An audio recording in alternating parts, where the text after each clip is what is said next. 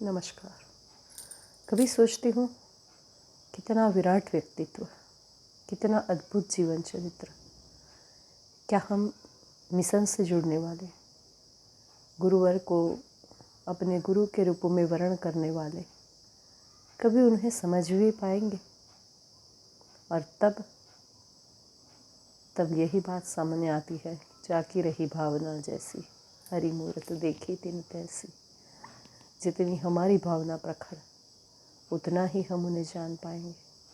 थोड़ी बहुत जानकारी गुरुदेव के बारे में देना, लौकिक रूप में जिसने जैसा देखा वो बता देना आसान है, मगर उनका जो वास्तविक स्वरूप है, जो विराट व्यक्तित्व है, जैसे ये कहिए कि विश्व रूप दर्शन वाला, इसको जन जन को बताना और कोई बताए और कोई मान ले, ये सब संभव नहीं होता। मन की ये सारी बातें इतनी आसानी से हर कोई नहीं समझ पाता।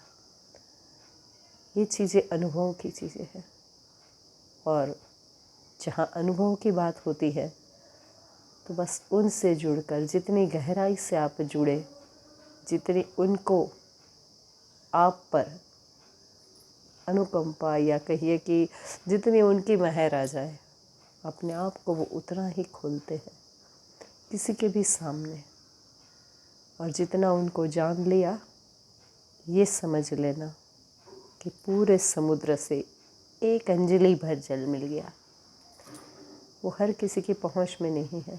मिशन के बड़े से बड़े, वरिष्ठ से वरिष्ठ परिजन जो अपने आप को प्रज्ञा पुंज, प्रज्ञा पुत्र, प्रज्ञा पुत्री, मानस पुत्री, कोई भी नाम देता हो, कोई फ़र्क नहीं पड़ता उससे।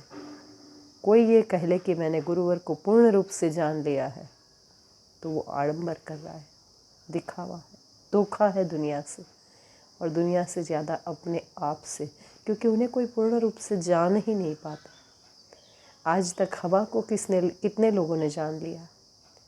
सूर्य को देखना, सूर्य की किरणों से तपिश महसूस करना और सूर्य को जानना, बहुत अंतर है। और किसी भी चीज़ को जानना और उसे पहचानना, उसमें भी अंतर है।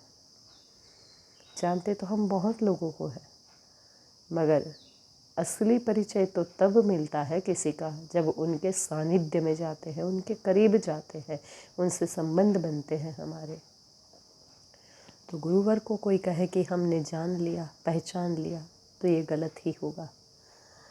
आज गुरुवर के उस बचपन की बात करूं, पंडित रूपराम की कक्षा में, पाठशाला में परम पूज्य गुरुदेव का ग से गायत्री अक्षर से प्रारंभ हुआ है शिक्षा का क्रम।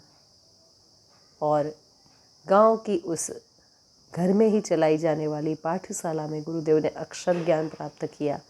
मगर साथ साथ, क्योंकि प्रातःकाल जल्दी उठते और स्नान ध्यान के बाद थोड़ा सा अपना पूजन का क्रम नित्य, और उसके बाद 7 बजे हर हाल में पहुंच जाना है पाठशाला। शाम तक के वहीं रहते, और वहाँ से वापस आने के बाद पुनः उनका संध्या उपासना का क्रम चालू हो जाता।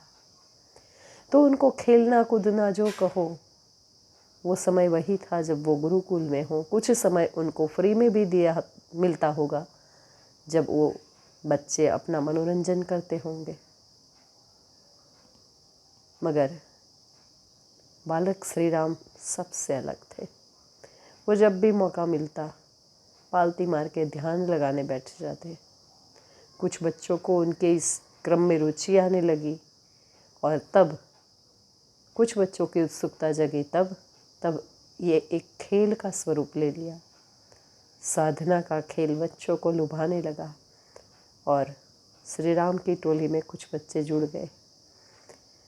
जब भी मौका मिलता साधना का खेल प्रारंभ हो जाता, और धीरे धीरे हिमालय की झांकी, तो कभी गंगा जी के किनारे, तो कभी कोई समुद्र किनारे, तो कभी कोई तीर्थ स्थल में, कभी उगते हुए सूर्य का ध्यान करना। ये क्रम धीरे धीरे धीरे चलने लगा।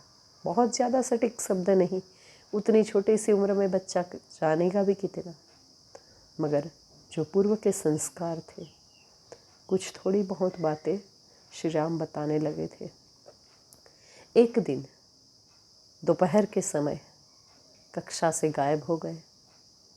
बहुत समय हुआ, नहीं लौटे। और जब लौटे, गुरुजी दूसरे बच्चों से पूछ चुके थे, कहाँ है श्री राम, कहाँ है श्री राम। मगर आज तो उनके सहयोगियों को भी किसी को पता नहीं। और जब ऐसी स्थिति रही, जब लौटे, पूछा, तो उनके सहयोगियों को उनने बता दिया कि पास में एक गुफा मिल गई है, बहुत अच्छी है, साधना वहाँ बहुत अच्छे से हो सकती है। और दूसरे दिन सारे बच्चों के साथ श्री राम वहाँ पहुँच गए। मगर बच्चों का तो अंदर जाने का साहस नहीं हुआ। श्री राम अंदर गए और साथ आए बच्चे मुश्किल में हैं, न इसको छोड़ के वापस जाया जा सकता है और न गुफा में जाने का साहस हुआ है। और वो लोग गुफा के द्वार पर 1-1.5 घंटे तक खड़े रह गए, जब तक श्री राम वापस नहीं लौटे। और वापस लौटते ही ये उलाहना भी मिल गया कि कल से अब हम तुम्हारे साधना वाले खेल में साथ नहीं देंगे। खैर, श्री राम को इससे कोई बहुत ज़्यादा फर्क पड़ने वाला नहीं था, वो तो अपनी मस्ती में मस्त थे। सो उनका ये क्रम भी जारी रहा। मगर जब इतने सारे बच्चे गायब होने के बाद घर में पता चला, गुरुवर को पता चला, और गुरुदेव ने बच्चों को पूछा, तो बच्चों ने उस गुफा में जाने वाली बात बता दी। और गुरुदेव ने श्री राम से तो कुछ नहीं कहा, मगर उन बच्चों से कह दिया, जाके उनके घर में इस बात को बता देना। और जब घर में पता चला कि श्री राम किसी गुफा में साधना करने, ध्यान लगाने जाते हैं, तो हल्ला मच गया। ताई जी ने थोड़ा सा डांटा भी, थोड़ा सा समझाया भी, बार बार कहा। और जब श्री राम ने ये वचन दिया कि आगे से अब इस गुफा में कभी नहीं जाऊंगा, तभी ताई जी मानी। और इस तरीके से एकांत साधना का ये क्रम गुरुवर का, यहाँ पर उसमें कुछ विराम आया। ये अल्प विराम है, पूर्ण विराम नहीं। क्योंकि जिनका जीवन पूर्ण रूप से साधनामय हो, उनकी किसी भी बात में पूर्ण विराम कैसे हो सकता है, जब तक जीवन का पूर्ण विराम न हो जाए।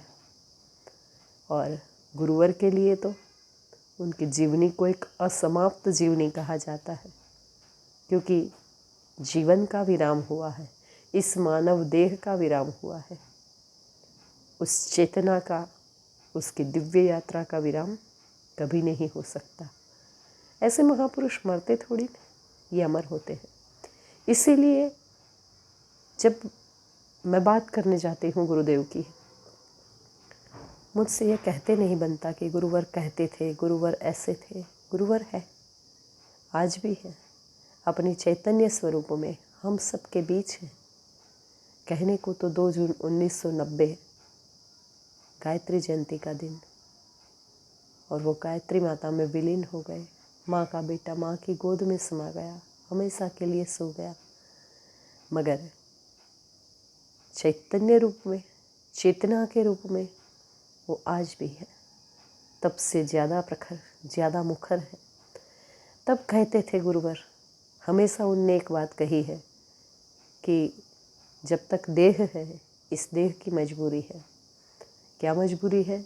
देह की ये मजबूरी है कि जब तक कोई सामने ना आए, हम उसकी कोई सहायता नहीं कर पाएंगे, हम उनसे मिल नहीं पाएंगे। मगर जिस दिन देह छोड़ के चले जाएंगे ना, तो हम जन जन के लिए सुलभ हो जाएंगे। जो सच्चे मन से जहाँ भी याद करेगा, हम वहाँ होंगे।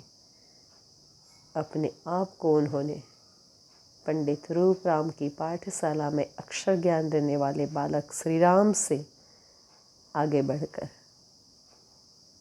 आचार्य श्री राम, वेदमूर्ति, तपोनिष्ठ, पंडित, युग ऋषि, न जाने कितने कितने उपनाम पाए।